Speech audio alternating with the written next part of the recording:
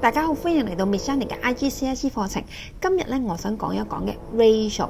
好啦，其實 ratio 唔係好難嘅啫，只不過有時可能有少少 confusing。今日咧，我希望用一個畫圖嘅方法咧去解釋一條2025年嘅 Paper 3嘅一條題目，希望大家中意啦。如果你想支持我免費分享嘅話咧，記得請我飲杯咖啡。我哋事不宜遲，即刻開始。呢一份咧就係2025年嘅 Paper 3啦。咁我今日就會講 22A 同埋 22B 嘅。首先 22A 就比較簡單啲啦。Annual invest $2,000 while Bats invest $7,500。好啦，呢度咧咁其實咧就問翻個 ratios 啦 ，annual versus 個 Bats 啦。好啦，即係照寫啦。首先第一個係 annual 啊嘛，就 versus 個 Bats 係咪？咁所以咧 annual 係$2,000，咁 while 咧 Bats 係$7,500。嗱。咁你 simplify 啦 ，first of all is 20啦 versus 75，咁你再約減啦 ，simplify 落去嘅話咧，其實呢個係4 versus 15啦。咁跟住啦 B 嗰題啦，咁首先啦，Camel and Levick share some money in the ratios of 呢一嚿啦。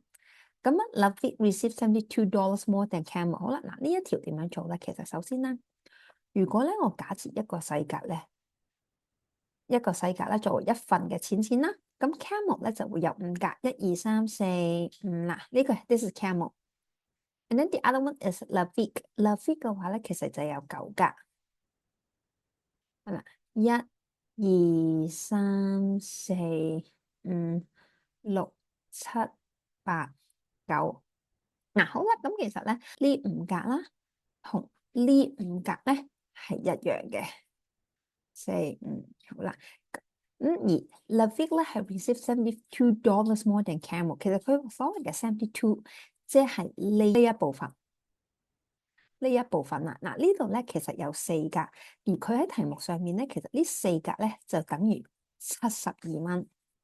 好啦，嗱72蚊，如果我想知道一格係幾多，咪72除以4咯，即係一格等於18蚊。